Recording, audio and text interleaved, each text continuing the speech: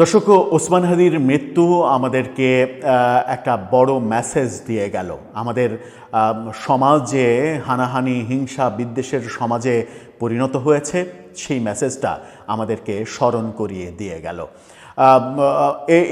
এই ব্যাপারে নানাজন নানা কথা বলছেন। ওসমান হাদির মৃত্যুর পরে নানা ঘটনা ঘটতে দেখা গেছে। রাজধানীতে প্রথম আলো, ডেইলি স্টারে হামলার ঘটনা আমরা দেখেছি। গত রাতে গণমাধ্যম ইত্তেফাক তারা নিশ্চিত করছে যে হাদির মৃত্যুর পর চট্টগ্রামে আওয়ামী লীগের যে পালিয়ে যাওয়া সাবেক শিক্ষামন্ত্রী নওফেল, তার বাড়িতে আক্রমণ করা হয়েছে এবং আগুন জ্বালানো হয়েছে। আরও এরকম ঘটনা ঘটতে পারে বলে আশঙ্কা করা হচ্ছে। কি ঘটল চট্টগ্রামে, ইত্তেফাক কি বলছে, চলুন একটু জেনে দেখি এই ভিডিওতে। থাকবেন পলিটিক্স টিভির নিয়মিত আয়োজনে।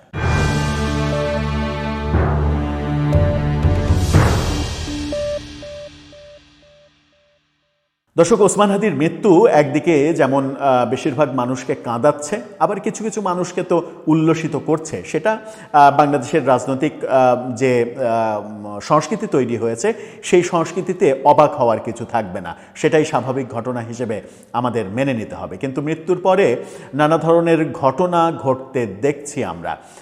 ওসমান হাদির মৃত্যুর জন্য আওয়ামী লীগকেই তো দায়ী করা হচ্ছে, যে আওয়ামী লীগই পরিকল্পিতভাবে এই কাজটা করেছে এবং জুলাই আন্দোলনে যারা সম্মুখ সারিতে ছিল তাদেরকে টার্গেট করেছে আওয়ামী লীগ। সুতরাং সেই রাগটা গিয়ে প্রথম ধাক্কায় যেটা পড়েছে গত রাতে নওফেলের বাড়িতে চট্টগ্রামে। ইত্তেফাক সেটা নিশ্চিত করছে একটা ছবি দিয়ে। তারা বলছে শিরোনামে, হাদির মৃত্যুর প্রতিবাদে নওফেলের বাড়িতে আগুন, ভাঙচুর। কি বলছে সেখানে? ইনকলাব মঞ্চের আহ্বায়ক শরীফ ওসমান হাদির মৃত্যুর প্রতিবাদে সড়কে নেমেছেন সমর্থকরা। খবর শোনার পরপরই বন্দরনগরী চট্টগ্রামের ১৬ শহর ২ নম্বর গেট এলাকায় অবস্থান নিয়েছেন তারা। সড়কে অবস্থান নিয়ে বেশ কিছুক্ষণ স্লোগান দিতে থাকেন। বৃহস্পতিবার রাত ১১টার পরে ছাত্র জনতার ব্যানারে একদল যুবক ২ নম্বর গেট এলাকা থেকে মিছিল নিয়ে আওয়ামী লীগ আমলের শিক্ষামন্ত্রী মহিবুল হাসান চৌধুরী নওফেলের চশমা হিলের বাসভবনে যান। প্রথমে বাসভবনের সামনে থাকা একটা মোটরসাইকেলে আগুন দেয়া হয়। এরপর বিক্ষুব্ধ লোকজন বাসায় প্রবেশ করে ব্যাপক ভাঙচুর এবং অগ্নিসংযোগ করে। আমি জানি না যে গণমাধ্যম নিশ্চিত করেছে কিনা সেই বাসায় কারা থাকতেন, কারা অবস্থান করতেন, সেগুলো নিশ্চিত নয়। পাঁচলাইশ থানার ওসি জানাচ্ছেন, আমরা এখন ব্যস্ত আছি, পরে বিস্তারিত জানাবো। অর্থাৎ সামগ্রিক যে পরিস্থিতি, সেই পরিস্থিতি সামলাতে হিমশিম খাচ্ছেন ওসি।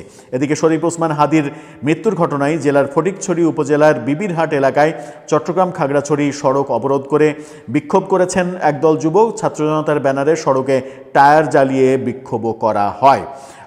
এই যে নওফেলের বাড়িতে যে ঘটনাটা ঘটল, আওয়ামী লীগকে যেহেতু এর জন্য দায়ী করা হচ্ছে এবং বলা হচ্ছে যে আওয়ামী লীগই এই কাজটা করেছে, এবং এই ঘটনা ঘটানোর পরে ২ আসামি যারা, তারা ভারতে পালিয়ে গেছেন বলে বলা হচ্ছে।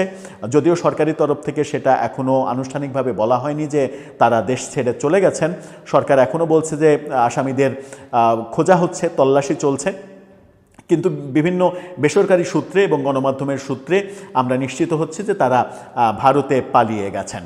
সেরকম একটা মুহূর্তে আওয়ামী লীগের কাঁধেই তো এই দোষ যাচ্ছে, এবং শরীফ ওসমান হাদির মৃত্যুর পরে এই নওফেলের বাড়িতে আক্রমণের ঘটনাটা প্রথম ঘটল। এরপরে হয়তো আরও ঘটনা ঘটতে পারে, কারণ এই মুহূর্তে যে আবেগ কাজ করছে হাদির সমর্থক শুভাকাঙ্ক্ষীদের, এরকম ঘটনা ঘটাই স্বাভাবিক। নওফেলের বাড়িতে এই ঘটনা ঘটা স্বাভাবিক, সেটা মোটামুটি স্বাভাবিকভাবেই মেনে নেওয়ার মতো। কিন্তু গত রাতে প্রথম আলো এবং ডেইলি স্টারে যে ভাঙচুর এবং অগ্নিকাণ্ডের ঘটনা ঘটানো হয়েছে, সেটার সঙ্গে অনেকের অনেক রকমের দুরভিসন্ধি আছে বলে আলোচনা হচ্ছে বিভিন্ন দিকে, যে ব্যাপারে আমার মনে হয় যে সরকারের সচেতন হওয়া উচিত। যে এরকম বেসরকারি প্রতিষ্ঠানে যদি আক্রমণের ঘটনা ঘটে, আগুনের ঘটনা ঘটে, তাও আবার যদি সেটা গণমাধ্যম হয়, সেই ব্যাপারে সরকার যদি সুরক্ষা নিশ্চিত করতে না পারে, প্রধান উপদেষ্টা খুবই